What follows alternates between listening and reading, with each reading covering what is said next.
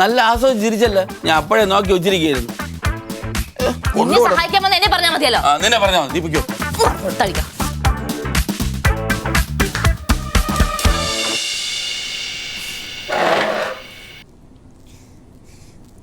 ഒരു വീട്ടിലെ ജോലി എന്ന് പറഞ്ഞാൽ ഭാര്യയ്ക്കും ഭർത്താക്കളും ഒരുമിച്ച് ചെയ്യാനുള്ളതാ. എന്തെങ്കിലും പറയുമ്പോ ഒന്നും ഇങ്ങോട്ട് ശ്രദ്ധിക്കണോ?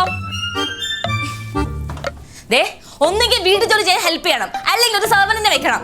വെച്ചോ എന്നിട്ട് അവരുടെ മാസ ശമ്പളം ഞാനല്ലേ കൊടുക്കാൻ. എന്റെ പൊന്നു ടോമി, ആ ഫോൺ വന്നിട്ട് എന്റെ മുഖത്തൊന്ന് നോക്ക്. ഇവിടെ കിടന്ന് ഒച്ച വെച്ചാൽ മോളിൽ നിന്ന് മണി അടിക്കും. പിന്നെ ഇവിടെ നിന്ന് കിട്ടുമ്പോൾ എല്ലാം എടുത്തിട്ട് പോവേണ്ടി വരും. നോക്ക്, എല്ലാ ജോലിയോടും എനിക്ക് ഒരുമിച്ച് ചെയ്യാൻ പറ്റത്തില്ല. എന്തെങ്കിലും ഭക്ഷണം ഉണ്ടാക്കണം. ഉണ്ടാക്കിക്കോന്നോ? എന്റെ കൂടെ ഒന്ന് ഹെൽപ്പ് ചെയ്യാനെ കൊണ്ട്.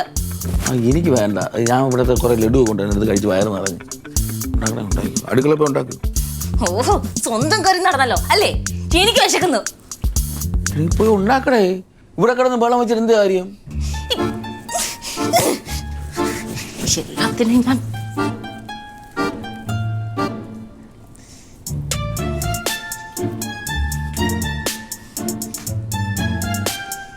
വിശപ്പില്ലേ? ഒന്നും ഉണ്ടാക്കണില്ലേ? നീ എനിക്ക് വയ്യ. അടുക്കളയിൽ കയറി മല മറിക്കാനെ കൊണ്ട്. ഞാൻ ഫുഡ് ഓർഡർ ചെയ്യാൻ പോവാ. തനിക്ക് എന്തെങ്കിലും വേണോ? എനിക്ക് വേണ്ട. ഇവിടെ നോക്കേ, അവസാനം ഞാൻ ഓർഡർ ചെയ്തിട്ട് അതിൽ നിന്ന് കൈയിട്ട് വരാൻ വന്ന കൊല്ലം ടോമേ ഞാൻ നിന്നെ. എനിക്ക് വേണ്ടെന്ന്. വേണ്ട, ശരി. കുമാർ കഫേനെ നല്ല ചപ്പാത്തി വെജ് ചട്നിയും മേടിക്കാം. ചപ്പാത്തിയാണ് വാങ്ങിക്കണത്. എന്തേ? ചപ്പാത്തി ആണെങ്കിലേ ഒരു 4-5 എനിക്ക് കൂടെ വാങ്ങിച്ചോ. ചപ്പാത്തി ചട്നി കഴിക്കണത്, വല്ല തക്കാളി കറി വാങ്ങി. ഇയാളല്ലേ പറഞ്ഞ വേണ്ടെന്ന്?